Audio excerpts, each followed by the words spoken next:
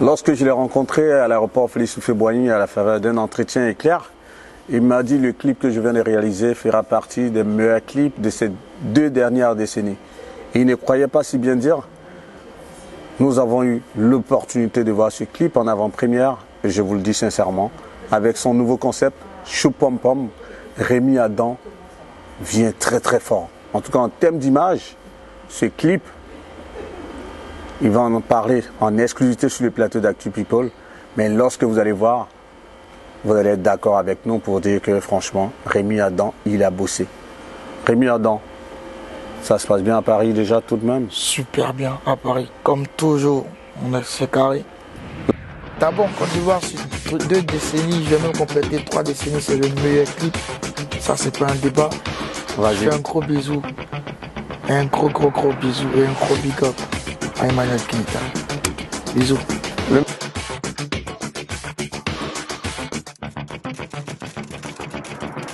Là, je vois que tu es très détendu parce que tu viens de présenter ton clip en avant-première. Ouais. Est-ce que c'était important pour toi de présenter ce clip à la diaspora avant de le présenter en Côte d'Ivoire? Oui, c'était important. C'était important dans la mesure où depuis le début de ma carrière, moi je suis beaucoup écouté ici quand même du côté de l'Europe. Voilà, et du côté de la diaspora bien évidemment. Et voilà, avec 2020, la Covid, 2021 aussi la Covid, avec la tournée africaine, j'ai vraiment pas eu le temps de me poser et de venir ici du côté de l'Europe. Donc depuis 2022, on a pu le remarquer, je fais beaucoup d'allers-retours entre la France et la Côte d'Ivoire. Et pour moi, voilà, vu que je réside quand même à Abidjan, c'était bien de pouvoir proposer ce projet-là. Et puis par la suite, de me retrouver avec maintenant ma famille qui est toujours avec moi. Voilà. On te connaît à travers tes productions musicales, mais là on va s'intéresser à l'homme. C'est qui Rémi Adam? Alors Rémi Adam, c'est un artiste. C'est un artiste, c'est un acteur de cinéma, amoureux de direction artistique, diplômé, titulaire d'une licence, d'une maîtrise et d'un master en banque, finance, assurance. C'est un grand ambitieux, un grand rêveur et quelqu'un qui va représenter dignement en fait l'Afrique même dans le monde. Là, tu l'as résumé de manière synthétique, c'est clair. Maintenant, on va aller dans les détails. Et c'est ce qui fait un peu le charme de cette production. Tu es né où? Je suis né en Côte d'Ivoire. Où? À Yopougon.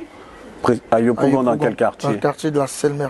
Ok. Tu es né à la Selmer, c'est à la Selmer que tu as grandi. C'est intéressant pour moi parce que la Selmer, c'est juste au Toit Rouge. Ah bah voilà. Je suis né au Toit Rouge. Sinon, j'allais dire la Selmer, c'est à proximité du groupement foncier où j'ai vécu un moment.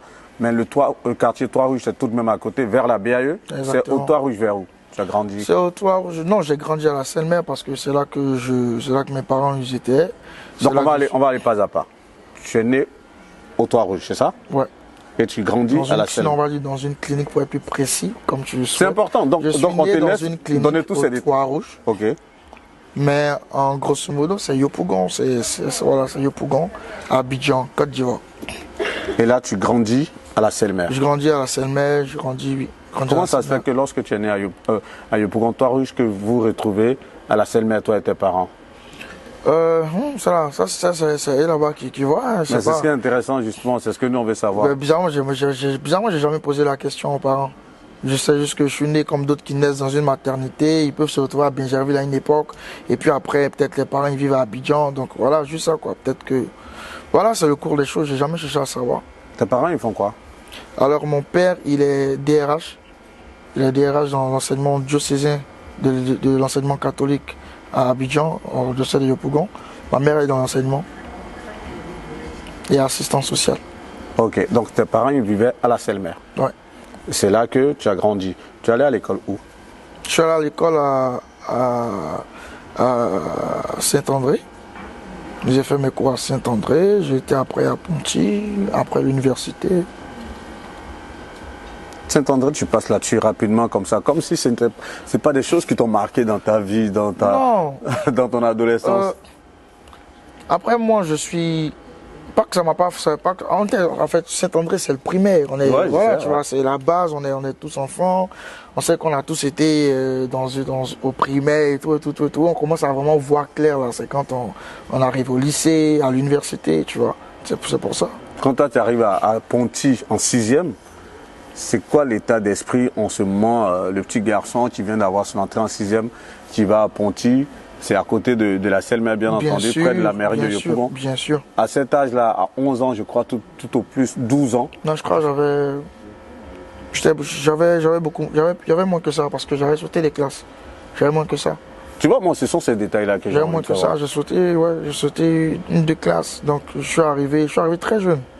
À 8 ans ou à 9 ans? Je sais pas, entre 8 et 9 ans, je sais plus. Tu as sauté les classes parce que quoi? Tu étais très intelligent? Tu étais quel genre d'élève au primaire, justement? Très brillant. Très brillant, en toute modestie, très brillant. Bon, je faisais partie, on va dire, des meilleurs de l'établissement, on va dire, voilà. Donc c'est ce qui justement a mené par conseil entre les enseignants de l'établissement et mon père justement à l'époque qui enseignait dans cet établissement avait dit oh il peut sauter telle classe, il a le niveau. On voyait en toi quoi, un petit génie ou quelqu'un qui était au-dessus de la moyenne ou c'était quoi? Non, un élève studieux, je dirais. Un élève studieux, il faut être modeste, sinon si je commence à c'est pas bon. Non, mais c'est toi. De toutes les façons qu'on le veut ou pas, c'est toi. Tu as dit comment on me voyait. Donc j'estime qu'on me voyait comme un élève studieux. Mais toi, tu te voyais comment? Brillant. Ben, j'étais tout petit, je ne peux pas savoir. À l'époque, tu as quel âge? 3, 4 ans, 5 ans, tu n'es pas assez conscient des choses. Voilà, mais quand tu grandis, quand on te dit, ah, voici ton parcours, tu es conscient de ton parcours, tu te dis, ah, moi, j'étais dangereux. Du coup, tu vas en 6e à 9 ans pratiquement. Ouais, 8 Comment se passe ton cursus du premier cycle à Ponty? Sans faute jusqu'à ce que j'ai mon bac direct. Et tout ça, tu as fait ça à Ponty? Ouais. Un bac D ou un bac A? Un bac D. Un bac D. Ouais. Tu excellais forcément dans les mathématiques? J'étais très bon en sciences, très bon en littérature. Et la série D, c'était la série parfaite pour le mix. Tout à fait, Parce que la série C, super scientifique. La série A, beaucoup littéraire. Pour la littéraire, ouais. Moi, j'étais un mix des deux, en fait. Donc, c'était D pour moi. Et lorsque tu fais ton bac D, tu t'orientes dans quelle école? Je suis orienté à l'université Félix Houphouët-Boigny de Cocody, où je fais pratiquement jusqu'à ma maîtrise là-bas. Je suis orienté en sciences économiques et de gestion. Voilà, donc c'est sciences éco. Après le master, donc tu décides de faire quoi? Après le master, je décide de... En fait, quand j'étais en train de préparer mon master, quand je partais à l'école, j'avais commencé à me frotter à la musique, à évoluer petit à petit, commencer à me construire ma carrière et tout. Le master pour moi c'était quand même une évidence, c'était plus qu'important pour moi aussi d'avoir mes diplômes. Parce que voilà, papa, maman, ils sont derrière, voici. Et plus pour moi-même. Plus pour moi-même, parce que j'ai toujours voulu me démarquer quelque part. Donc après le master, je décide de me dire, ah ok, les diplômes sont en poche, je vais essayer de me concentrer un peu plus sur la musique pour voir ce que ça va donner. Et ben bim, ça cartonne. Puisqu'on y est, on va s'intéresser, on va dire, à l'environnement universitaire en Côte d'Ivoire, parce qu'aujourd'hui, on voit que pas mal de jeunes, après le bac, viennent terminer les études en Europe. Toi, tu es resté à l'université Félix Houphouët-Boigny jusqu'au master. Qu'est-ce qui prévalait comme ambiance à votre époque lorsque tu étais à l'université? C'était en quelle année? J'arrive à l'université en 2014. Ok. En 2014, parce que j'ai le bac en 2014, j'arrive à l'université en 2014. C'est une ambiance d'étudiant. Moi, j'ai été cambodgien un peu, c'est-à-dire j'ai été en cité avec des amis où on va dire on concorsait un peu les chambres, tu vois un peu. Voilà, mais voilà, même à l'université, j'étais pas forcément focus sur l'histoire d'ambiance, même si une ou deux fois on se jouait des matchs de football. Mais pour moi, c'était école. C'était que ça. Ma vie, en fait, ça se résume à ça. Depuis le primaire jusqu'à l'université, tu étais un élève studieux. Moi, j'ai toujours un gars qui était là, bosser. C'était ça, en fait. C'était ça. J'étais beaucoup focus sur ça. Le master, tu l'as fait peut-être en 4 ou 5 ans, je crois, de 2014 jusqu'à 2018-2019. Est-ce que toi, tu as connu l'époque des Kosovars? Parce qu'on a vu récemment des jeunes étudiants dormir dans les amphis à l'université. Est-ce que toi, tu as connu cette époque? Ouais, j'ai dormi en amphi. Tu as dormi aussi en amphi? Ouais, j'ai dormi en amphi. Après, il fallait préparer les compos. On a fait les 2 capis. On dormait dans les salles de TD, on dormait en amphi. Parce que le lendemain, il fallait venir composer. Et moi, tout pour ceux qui me connaissent, ils savent que j'ai le réveil très compliqué. Peut-être que c'est pour ça que je me retrouve dans la musique où j'ai pas à me lever le matin, 6h, 7h, ça c'est pas pour moi ça. Voilà, donc il m'est arrivé plusieurs fois de dormir en amphi, mais surtout quand on était en période d'examen en fait. Il faut préciser. Quand on était en période d'examen, on dormait en amphi. On était en cité. Soit c'était en chambre, soit c'était en amphi. Quand ça nous prenait, parce qu'on pouvait bosser on pouvait finir les cours à 17h, de 18h, 19h, on pouvait bosser jusqu'à 5h, 6h du matin. On dormait réellement pas, même on tombait comme ça, on partait composer. Voilà, donc ça m'est vous arrivé. dormiez dans les TD et en amphi, pas parce que vous n'aviez pas de chambre, Non. mais parce que vous vouliez rester là pour étudier. Ouais. Nous, c'était ça. C'était ça parce qu'on estimait, c'est vrai qu'on est dans l'université, mais tu en as au moins pour 30 minutes de marche. 30 minutes de marche jusqu'à pour regagner la cité. Il faut encore partir là-bas, se mettre dans un Toi, tu étais système. dans quelle cité? Moi, j'étais à Campus 2000. Ok. Alors, l'université Félix Houphouët-Boigny, en fait. Voilà, donc 30 minutes de marche, aller, revenir. Joe, c'est mieux, là, on bosse ce qu'on a à faire, on dort là. Demain matin, on compose, vu qu'on doit composer tout près. Voilà. Je te demandais de te prononcer sur ce phénomène qu'on vit ces dernières années dans l'univers estudiantin, le phénomène des Kosovars. Les Cambodgiens, c'est ceux qui partagent les chambres avec leurs amis parce qu'ils n'ont pas de chambre en cité. Mais les Kosovars, c'est ceux qui dorment dans les amphis carrément ou dans les salles de TD. Quel regard toi tu portes sur cet état des faits? Je ne serais pas forcément dans le jugement parce que je me dis être à l'université publique, ces personnes qui dorment dans les amphis, chacun a son histoire. Hein. Nous, comme ça, comme je pourrais dire, si tu ne sais pas que tu viens nous trouver, tu vas te dire forcément on n'a pas de toit où dormir, tout dormir, alors qu'on a des toits où dormir. Donc j'estime que pour ces personnes que je voyais, c'était forcément des personnes qui avaient quelque part où dormir, mais qui peut-être par la distance entre où ils habitaient et où ils partaient à l'école, il y avait forcément une distance parce que tu avais des gens qui étaient à l'université mais qui étaient peut-être à Bobo, d'autres étaient derrière Yopougon dans fond, d'autres étaient à Bingerville. Donc quand tu sais que le matin, peut-être pour pas rater les cours, être en retard aux examens et tout. Donc j'estime que chacun en fait a sa raison en fait à lui pour dormir en fait dans un amphi. Même si quand je pense aussi qu'il y a les difficultés de la vie. Parce que c'est pas tout le monde qui a un ami chez qui est cambodgien, c'est pas tout le monde qui a un toit. Voilà, mais bon, voilà. Je pense que chacun a sa raison. Malgré un tel environnement, tu arrives tout de même à aller jusqu'au bout de tes études, tu arrives à faire ton master et après le master, tu t'orientes où? Après le master, moi je dis toujours le master 2 aujourd'hui, c'est le dernier des diplômes. Parce qu'après ça, on rentre dans une étude doctorale, Tout à fait. doctorat. Pour l'instant, c'est vrai que c'est une chose à laquelle j'avais pensé, mais pour l'instant, je ne vais pas encore me lancer pour ça. Donc, j'estime que j'ai quand même fini mon parcours scolaire et estudiantin. Je l'ai terminé. J'ai eu le dernier quand même des diplômes. C'est bon, ça va. Et c'est soit tu t'intègres dans la vie professionnelle en fonction du diplôme que tu as eu, ou soit tu exerces quelque chose d'autre, ou soit tu deviens entrepreneur. Bon, voilà, moi j'ai choisi d'exercer dans le métier de l'art en général, et ça me va bien. Je vis ma best life. Pour valider ton master, tu as dû faire des stages tout de même? Pour valider mon master, effectivement, on a eu à faire des stages. Et tu les as fait où? Ouais, je l'ai fait dans une structure, c'est un cabinet. Je ne me rappelle plus trop du nom, mais c'était un cabinet que j'ai eu à faire le stage, en fait, justement, où on était bien formés aussi par rapport justement à la banque, à la finance, voilà, tout ça.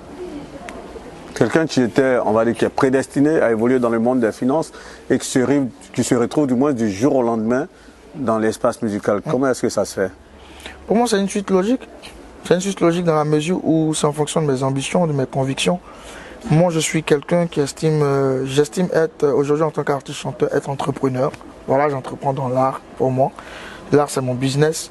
Et avoir eu toutes ces capacités, avoir été à l'école des finances, ça me permet largement de pouvoir gérer mes finances en tant que business, ou bien en tant qu'entrepreneur dans le milieu de l'art.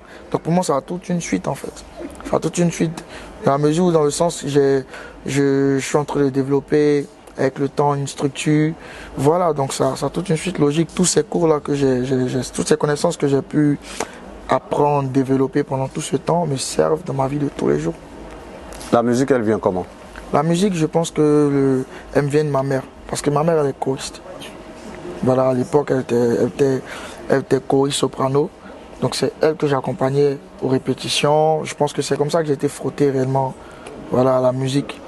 Et puis plus tard, on a grandi, on s'est retrouvé dans les groupes de rap, patati patati, vu l'influence, vu les tendances. Mais c'était un peu ça, quoi. C'était parti. Ses débuts dans le rap, parle-nous-en, parce qu'en ce moment, c'est le rap voix qui est vraiment, on va dire, au top niveau. Toi, tu démarres par les rap. Comment ça commence, les underground? Comment tu as fait tes premiers flows avec tes gars au quartier? C'était où? En fait, je pense que ça tout part d'une tendance ou d'une influence quelque part. Nous, on écoutait à l'époque La Fouine, on écoutait les 50 Cent, mais plus en termes francophones, la section d'assaut, La Fouine et tout cela, Booba, j'en passe. Donc, tu écoutes ça, ça te plaît, tu as envie de faire comme. Donc, c'est comme ça qu'on commence à s'y mettre, on commence à développer petit à petit. À l'époque, mes deux gars qui je rappais, ils étaient déjà rappeurs, ils rappaient déjà, ils avaient un nom d'artiste, ils avaient une carrière et tout.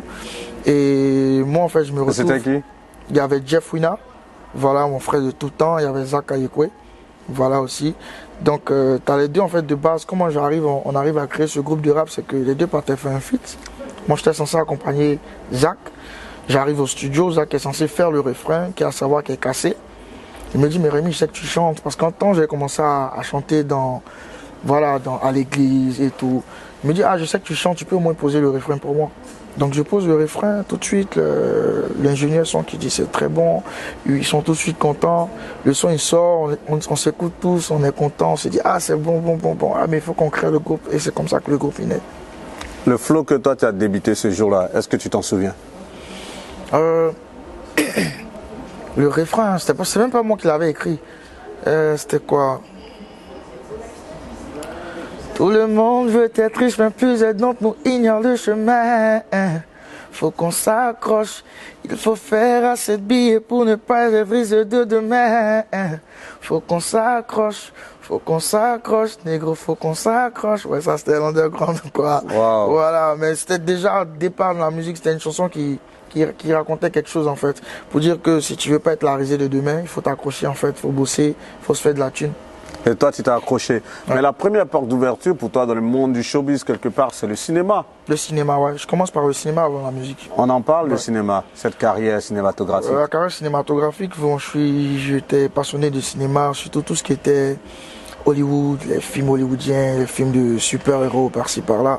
Je me suis toujours vu entre les... Ah, moi, un jour, j'aimerais tourner avec peut-être Marvel, tu vois. Et donc, je commence, je crois, en 2014-2015. Je participe déjà à l'époque... L'année où tu rentres à l'université? Oui, je participe à l'époque au casting de Teenager, qui est le projet par lequel même je rentre au cinéma. Teenager pour la saison 4. Avec Jean-Hubert Nankam, à Martika Production. Donc c'est comme ça que j'entre, je suis retenu au casting. Il y a d'autres phases, il y a des formations.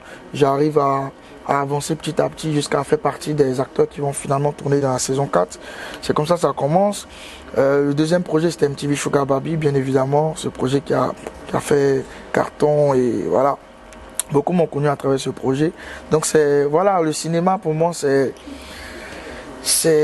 une partie intégrante de ma vie. Parce que j'adore tourner, j'adore être devant la caméra. Bon. Et s'il y a une anecdote que tu nous as confiée justement hors caméra, et que moi sur laquelle je souhaiterais qu'on revienne, c'est ce rapport, cette sympathie que tu avais pour Eric Nguessan. Ouais, Angérique Nguessan, mon idole baoulé. Vas-y, parle-nous-en. Ouais, en fait, Angérique, pour être honnête, je le dis à chaque fois que je le vois, tu sais, souvent tu peux avoir des ambitions, tu peux avoir des rêves. Et il y a forcément des personnes qui font que tu as envie de faire comme. Voilà. Et à l'époque, Teenager, qui était une série qu'on regardait, c'était l'un des acteurs qui était beaucoup apprécié en fait. Son jeu d'acteur, je me dis, ah, c'est quelqu'un, j'ai envie de faire comme. Voilà. Donc c'est celui que je regarde, c'est lui quand même qui fait que je viens en fait participer au casting de Teenager. Et ça rentre, on a de bons rapports. Même pour MTV Sugar Baby, c'est lui que j'avais appelé quand je me disais que ce projet-là, est-ce qu'il est sérieux? Il m'a dit non, moi je suis dedans, c'est sérieux, donc viens, tu participes au casting. Voilà, voilà, tu as du talent, tu as du bon profil, je pense que tu peux tenter ta chance. Voilà, donc c'est quelqu'un que je respecte beaucoup. Il représente dignement en fait la culture en fait ivoirienne en tant qu'acteur de cette génération dans laquelle nous sommes. Donc gros big up à Angérique, quoi. Autre Angérique à qui tu pourrais t'identifier quelque part, il y a eu des acteurs avant vous, des aînés comme Djikalou, comme Frank Blee. Bakaba. Voilà. ça c'est, on va dire, c'est le baba, en griffe, avec l'acteur studio, ancien directeur du Palais de la Culture, qui a formé pas mal d'acteurs comme les Eric Ndiem et Franck Danon et autres. Non, Mike Danon du moins et autres.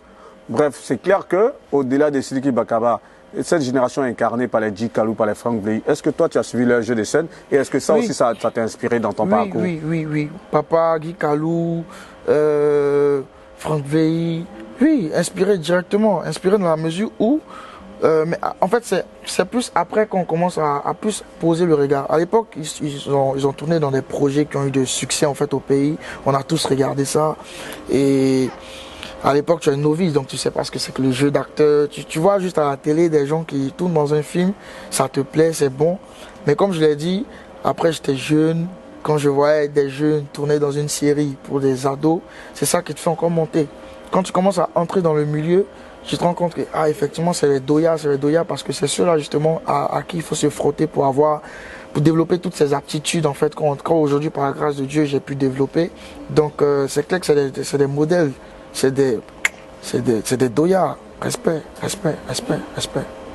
Ta première part dans la musique, c'est avec tes amis. Mais toi-même, ta carrière solo, elle démarre en quelle année? Vu que le cinéma, là, ça a démarré en 2014. La carrière musicale, elle démarre en quelle année? Ma carrière solo, elle démarre en 2018. Fin 2018. 4 ans après avoir été acteur de cinéma. Lorsqu'on fait cette transition du cinéma à la musique, déjà il y a cette notoriété naissante que tu as. Est-ce que ça déjà tu t'en es pas servi pour avoir, on va dire, une carrière qui aura démarré quelque part en trombe? Je dirais il y a une grosse parité. En fait, il y a un mix en fait qui m'a servi aujourd'hui, qui fait mon personnage. Parce que comme j'ai dit, je suis grand fan. J'aimais la musique, comme toutes les personnes qui aiment la musique. J'avais une mère qui était choriste, donc tout ce qui était chansons de chorale et tout, j'aimais beaucoup. Mais ce qui m'a captivé, j'ai voulu dire, tout de suite, je vais faire, c'est le cinéma. Voilà pourquoi je commence par le cinéma en me formant, en participant à des ateliers de formation, en participant à des castings. Mais c'est la musique qui commence à péter avant le cinéma. Dans la mesure où la période dans laquelle nous on commence à tourner sur le premier projet cinématographique sur lequel j'ai tourné, et jusqu'à ce que je me lance en carrière solo, pendant ce temps-là, on me connaissait en tant qu'artiste-chanteur. Voilà, avec mon premier titre qui m'arrivait, qui n'était pas comme eux. C'est comme ça voilà. Avant ça, je crois on me donnait le surnom des Dadju Ivoiriens, parce que j'étais un peu le gars qui ramenait un peu tout ce qui était R&B, qui avait été fait dans le passé, mais qui n'était plus forcément d'actualité. Donc, on commence par le cinéma. La musique pèse d'abord. Par la suite, l'année qui suit, sinon 2 ans après, le cinéma aussi pèse. Et donc finalement, il y a un mix en fait qui aide à propulser la personne qui est au centre, qui est Rémi. Tu as cette transversalité à passer d'un univers à un autre, l'univers cinématographique, l'univers musical. Au final, c'est lequel des deux que tu devais faire un choix, lequel te plairait à mi-parcours? Sincèrement, je ne pourrais pas faire de choix. Je ne pourrais pas faire le choix parce que ça, c'est une question même bizarrement que j'ai toujours la même réponse parce que pour moi, ça ne me plaît pas trop. Je ne me définis pas réellement en tant qu'artiste-chanteur ou en tant qu'acteur. Moi, je me définis toujours en tant qu'artiste parce que pour moi, je suis une représentation même de l'art en fait. Donc, pour moi, l'art, le cinéma, ça va de pair avec la musique. Justement, par rapport au clip que tout à l'heure, tu me parlais, comment j'étais content, les talents d'acteur. Ce métier d'acteur en fait a pu me servir dans le clip dans lequel j'ai tourné. Donc ça met forcément la différence. Donc aujourd'hui je n'aurai pas forcément le choix. Moi je me dis, il y a Will Smith qui l'a fait, acteur de cinéma, chanteur, même si après c'est beaucoup plus focus même à être sur le cinéma, réel, tout, producteur. Mais pour moi ce mix à moi je me dis je peux le faire. Pourquoi pas un Will Smith en Côte d'Ivoire? Tu démarres ton premier projet solo. Après, tu enchaînes d'autres titres. Qu'est-ce qui fait que tu as eu cette envie de te dire, bon, voilà, là, j'ai trouvé maintenant mon registre, il faut que je continue. Qu'est-ce qui fait?